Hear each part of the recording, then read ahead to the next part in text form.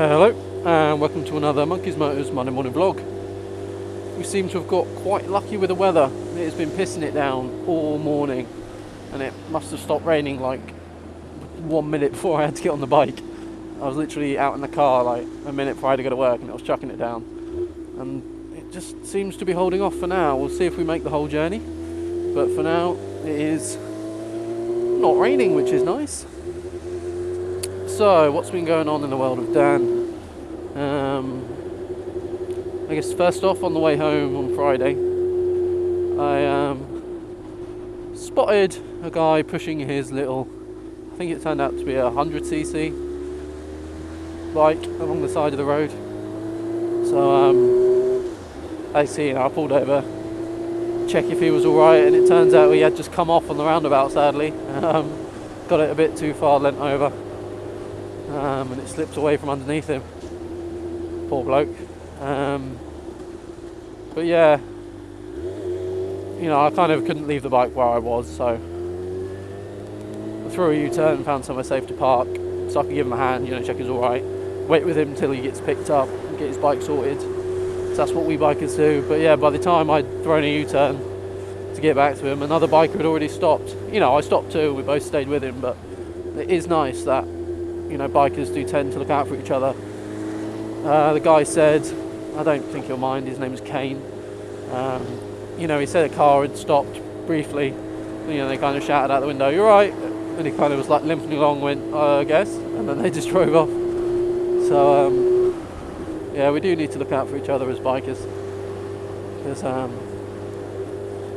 we don't always get help. Don't get me wrong, I've had a pinch on the bike and cars have stopped. More often than not, they turn out to be bikers or relatives of bikers. So there are nice people out there. It's not just us bikers. But I guess we're the ones that understand the most what it can be like to just be like stranded at the side of the road with your bike and be like, oh shit. Yeah, it turned out that Kane, I thought I recognised him. I was worried I recognised him because he was one of stepdaughter Shannon's friends, but no, he actually works at the Ashford Triumph dealership. So I guess when I've been in there a few times, I've had my chain tightened in there, and obviously test ride of the Speed Triple and the Thunderbird. I've seen him in there because he recognised me. For a split second I thought, wow, I'm famous, someone's recognised me. But no, he just recognised me because he's met me in real life, not because I'm an internet superstar. Oh, I can't see where I'm going. Not poor visibility for any, that scares Lerner. Poor visibility for any reason other than I'm crying because of the wind in my eyes.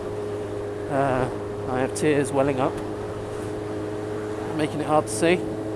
So the only other thing I guess that's happened to me this week, and it is truly devastating, I have to say, it is to me anyway, I'm sure you'll think I'm weird, but I seem to have lost my locker key for work.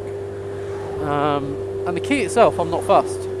But the only thing that was on that keychain was the keychain, if that makes sense. The little fob that holds it all together. And that keychain, it was my blue leather Alfred Bros keychain from the dealership in Folkestone where I got my first ever bike from, my Suzuki GSX 650F. So obviously quite a lot of sentimental value on that keychain, considering the bike is sadly no longer with us because I wrote it off. So yeah, I need to find this keychain. I've turned the house upside down. It's definitely not anywhere logical in my house. My hope is someone's going to have handed it into lost and found at work, but I don't know. I'm just going to have to hope for the best. That gap's a bit tight. I could fit, but I don't know when these lights will change, and if I'm halfway when they go green and the lorry and car haven't noticed me, I'll get squished, although that lorry is definitely going, so I've got 10 seconds. We'll make it. There we go. Thank you, lorry, for providing me safe passage. But yeah, I need to find this keychain. I'm a very systematic kind of guy. I do shit the same way every day, all the time. I've got problems, but so I know for a fact that I would have definitely locked my locker on Thursday and then put the key in my front left pocket, because I've never done anything ever different in my life, just ever. It's just how I do it. So I'm not sure if how or when the key has escaped. but it's definitely not at home. It's definitely not in my bike bag.